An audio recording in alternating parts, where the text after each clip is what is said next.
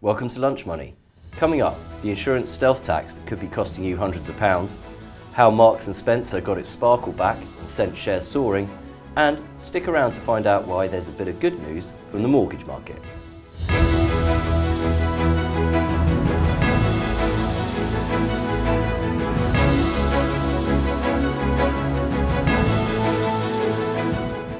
Hello, I'm Simon Lambert, and joining me on today's Lunch Money is This Is Money's Helen Crane and Victoria Scholar from the show's sponsor, Interactive Investor, who will be telling us how M&S has managed to double its share price over the past year.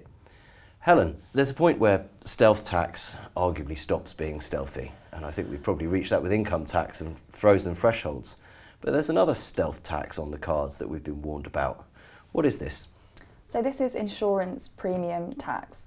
It's tax that you pay on general insurance premiums such as home insurance, car insurance, pet insurance, travel insurance.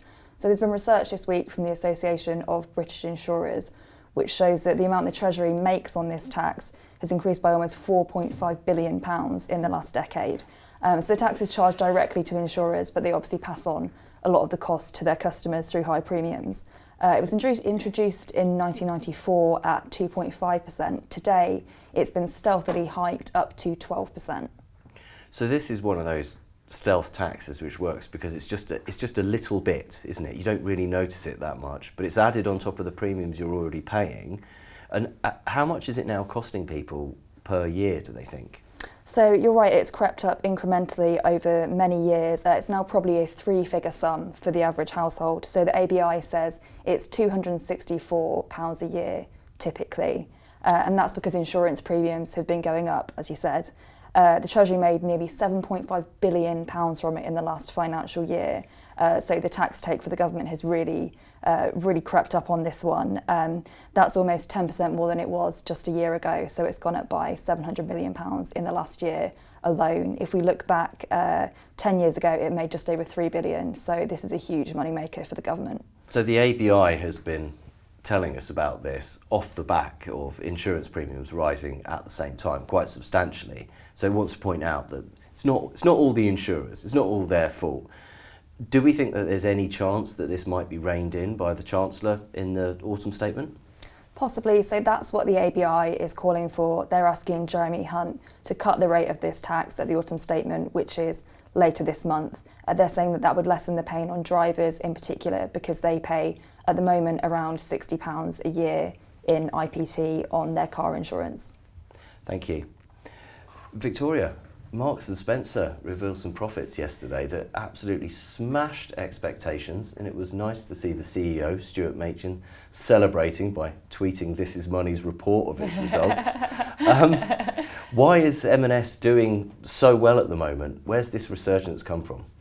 Well, M&S has always done very well in food, and clothing and home has historically been the laggard in terms of performance. But we've seen that M&S has embarked on this major turnaround plan. It's been focusing on its brand perception. It's got Sienna Miller in the adverts, and the type of clothes that it's selling really seems to chime with the fashionistas at the moment. In a post-COVID world, we know that there's been a sort of decline in formal wear and a shift to more casual trends, and that's played well into the hands of M&S. And investors very much cheering this update with the stock closing up nearly 10%. So that share price has almost doubled this year, has more than doubled over the past year. Where does it stand in comparison to the long-term M&S share price? Because we've seen these improvements before and then it's kind of tripped up again, hasn't it? Yeah, I think that's right. I think that there has obviously been a more longer term structural underperformance, and last year shares really struggled until the September lows. But like you say, we've been seeing this stellar rebound, the stock up about 95% since the beginning of January. There are questions about whether that momentum could tail off in a similar way that we've seen, say, with the shift towards artificial intelligence stocks in terms of the tech sector stateside. We've seen this big run up, and there are questions about whether these hugely appreciating stocks can actually maintain that momentum. So it wouldn't be unlikely to see some of that slow down a little bit, but still there's a lot of fundamental reasons to be optimistic towards M&S at the moment. So it's very much what M&S does next, and a key bit of that is the women's clothing range, isn't it? That's the thing that everybody always talks about. You said that the fashionistas have been a fan. Yeah. Are normal people a fan at the moment? Do you think it can maintain this momentum?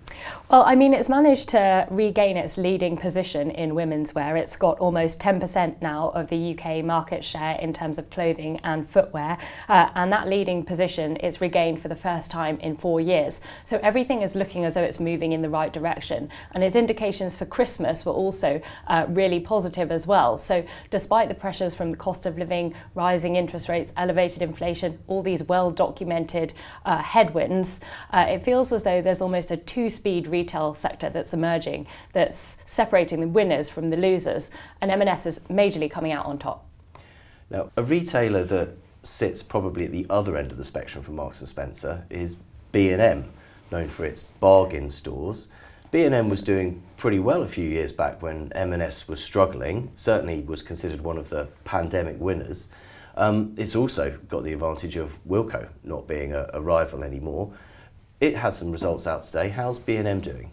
Well, its half-year results are actually pretty strong. We saw that half-year core earnings were up over 16%, revenue is up over 10% as well, but actually the shares are trading quite significantly lower, and that's because of uncertainty around its outlook. It said there's a volatile background which makes forecasting quite difficult for the full year, and that is in quite stark contrast to what we've seen from M&S in terms of its rosy outlook for the Christmas trading period.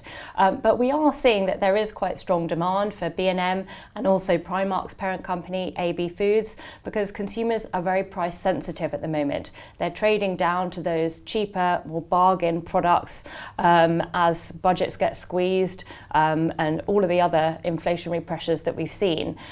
So the share price of B&M has actually been pretty good so far this year, but nothing compared to the gains that we've seen for M&S. Thank you, Victoria.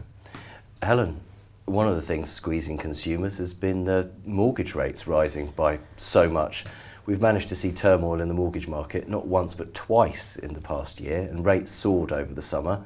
There's a little bit of good news, isn't there? What's that?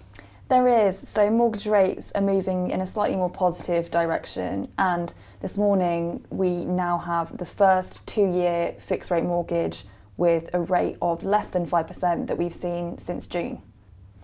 Who's that from? That's from Nationwide. That is for homeowners with 40% deposits. They also have to pay a £999 fee. But Nationwide have cut rates across some of their other types of products as well. So it's a real sign that things are moving in the right direction. And when Nationwide lead, other lenders tend to follow as well. So I think there's some hope that we might see some wider cuts from other lenders in the coming weeks and months as well. Does that reflect the view that maybe the base rate might have peaked? And are these cuts filtering through for borrowers with smaller deposits as well? Possibly. I think the jury is still out on whether the base rate has truly peaked, but it seems that some lenders are certainly seem to be taking that view. We've seen continued mortgage rate cuts over the last weeks. The next milestone that brokers are talking about is potentially a 5-year fix below 4.5% interest, which some are saying could be coming in the next couple of weeks. With regard to people with smaller deposits, the rates are always going to be slightly higher than for those with more equity, but we are seeing some cuts in that arena too. So things potentially looking a bit more positive for first-time buyers and sort of second-time home movers as well. Thank you very much, Helen. That's all for today's Lunch Money. Thank you for watching. You can watch more episodes at thisismoney.co.uk/lunchmoney, and don't forget to join us for the next show on Tuesday. Goodbye.